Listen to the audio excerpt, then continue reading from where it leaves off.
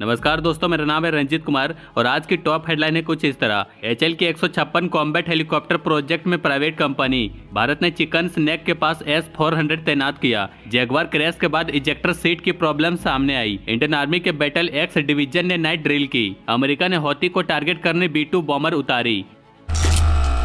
5 अप्रैल 2025 की रात राजस्थान के रेगिस्तान में इंडियन आर्मी की बैटल एक्स डिवीजन ने एक स्पेशल नाइट ड्रिल की जिसका नाम था प्रिसीजन इन द डार्क। इस ट्रेनिंग में टैंक्स ने अंधेरे में दुश्मन को पहचानकर सही निशाना लगाने की प्रैक्टिस की। यह पूरा एक्सरसाइज कोनार कॉर्प्स के अंडर हुआ, जिसे डेजर्ट कॉर्प्स भी बोला जाता है। ये कॉर्प्स सदर्न कमांड के अंदर आता है, जिसका हेडक्वार्टर पुणे में है। बैटल एक्स डिवीजन का नाम वर्ल्ड वार 2 के ऑपरेशन बैटल एक्स से इंस्पायर्ड है, लेकिन आज की डिवीजन लेटेस्ट टेक्नोलॉजी और स्ट्रॉन्ग ट्रेनिंग के साथ फुल्ली प्रिपेयर्ड है। रेगिस्तान में रात के टाइम ट्रेनिंग करना आसान काम नहीं होता, फिजिकल और मेंटल प्रेशर दोनों होता है, लेकिन आर्मी ने ये सब हैंडल करके दिखा दिया कि वो हर सिचुएशन में रेडी है। आज के मॉडर्न वॉरफेयर में जहां टाइमिंग और स्टेल्थ इंपॉर्टेंट होते हैं, वहां ऐसे एक्सरसाइज आर्मी की सीरियस प्रिपेयरनेस को दिखाती है। ये एक स्ट्रॉन्ग मैसेज था कि इंडियन आर्मी हर वक्त अलर्ट है और वेस्टर्न बॉर्डर बिल्कुल सुरक्षित हाथों में है। इसके साथ एक और अपडेट्स ये है कि इंडियन आर्मी ने एक रिक्वेस्ट फॉर इंफॉर्मेशन जारी किया है, जिसमें उन्होंने बताया है कि उन्हें 75 ऐसे सिस्टम चाहिए जो platform based counter unmanned aircraft system हो। ये सिस्टम T-90 और T-72 टैंक्स के लिए होंगे। काउंटर अनमेंटेड एयरक्राफ्ट सिस्टम का मतलब होता है ड्रोन या इनेमी के अनमेंटेड एयरक्राफ्ट को डिटेक्ट, ट्रैक और न्यूट्रलाइज करने वाला सिस्टम। और प्लेटफॉर्म बेस्ड का मतलब यह है कि यह सिस्टम टैंक्स के ऊपर इंस्टॉल होगा, जैसे T-90 और T-72 टैंक्स के ऊपर डायरेक्ट लगाए जाएंगे। और यह सिस्टम दो तरीके से काम करेगी, सॉफ्ट किल और हार्ड किल, जिसमें उनका GPS या कम्युनिकेशन सिस्टम फेल कर दिया जाता है, और हार्ड किल जिसमें ड्रोन्स को फिजिकली डैमेज किया जाता है। तो इंडियन आर्मी बेसिकली चाह रही है कि उनके टैंक्स पे ऐसे एंटी ड्रोन सिस्टम लगे हो जो बैटल फील्ड में इनेमी के ड्रोन्स को रोक सके, चाहे वो जैमिंग के थ्रू हो या शूट डाउन करके।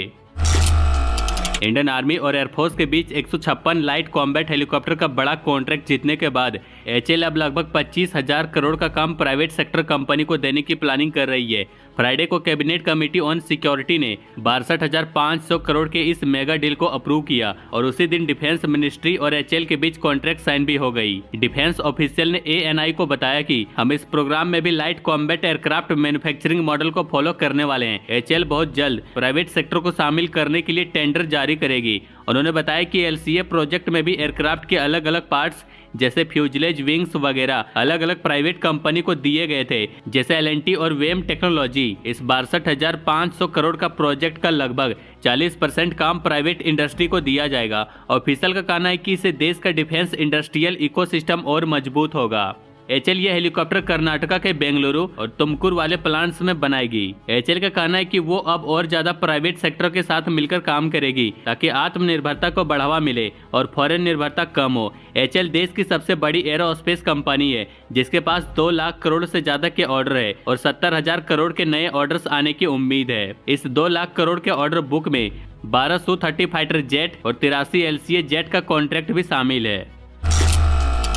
इंडिया ने एक इंपॉर्टेंट डिसीजन लेते हुए अपना advance S-400 air defence system Siliguri corridor के पास तैनात कर दिया है।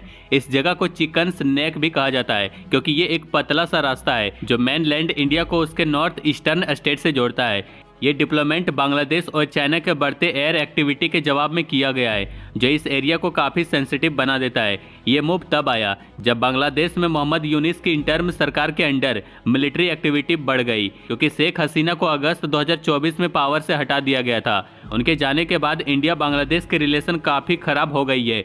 बांग्लादेश ने टर्किश मेड बायरेक्टर TB2 ड्रोन्स को वेस्ट बंगाल और मेघालय के पास तैनात किया है, जो चिकन नेक्स के बहुत नजदीक है। ये ड्रोन जो 24 घंटे से ज्यादा हवा में रह सकता है और 300 किलोमीटर तक काम कर सकता है, जो इंडिया के लिए सीरियस कंसर्न बन गई है। बांग्लादेश कह रहा है कि ये सिर्फ डिफेंसिव यूज के लिए है, लेकिन इंडिया को शक है कि उसके पीछे कुछ और मोटिव हो सकता है, स्पेशली जब इस एरिया में स्मगलिंग और एक्सट्रीमिज्म बढ़ रहा है। दूसरी तरफ चाइना भी अपनी HALE ड्रोन्स एक्टिविटी सिक्किम के पास बढ़ा रहा है। ये ड्रोन 50,000 फीट से ज्यादा की ऊंचाई तक उड़ सकता है और लंबी सर्विलियंस कर सकता है।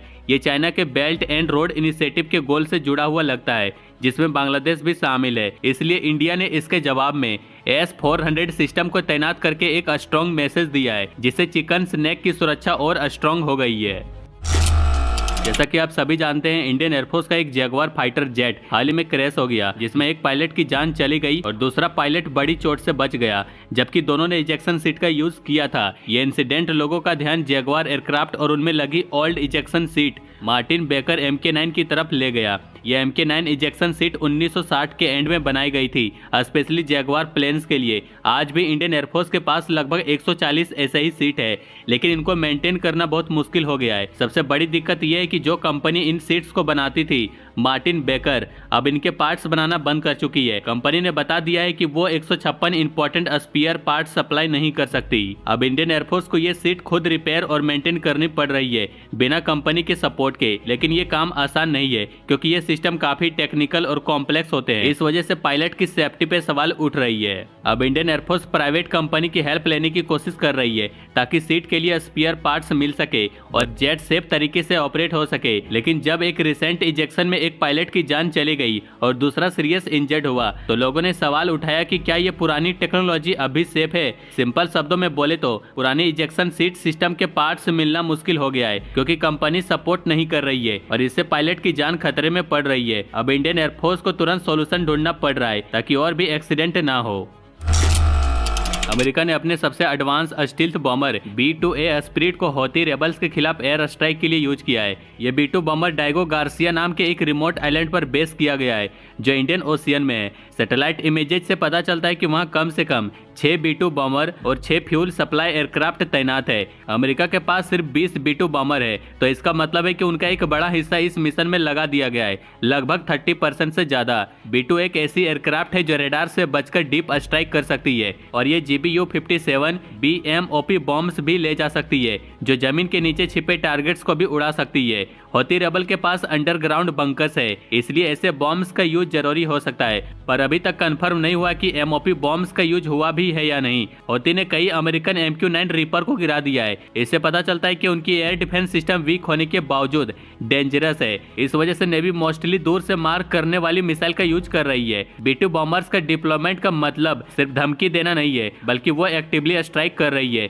साथ ही अमेरिकन अपने और भी फाइटर जेट जैसे F-35 और A-10S और एयरक्राफ्ट करियर को मिडिल ईस्ट में भेज रहा है क्योंकि ईरान के साथ टेंशन बढ़ती जा रही है। मई तक अमेरिका ने ईरान को न्यूक्लियर डील पर नेगोशिएट करने को बोला है, वरना उस पर एक्शन हो सकता है। इंडिया के मिलिट्री मॉडर्नाइजेशन पर अपडेट्स के लिए बने रहिए। बाकी लाइक एंड सब्सक्राइब जरूर करें।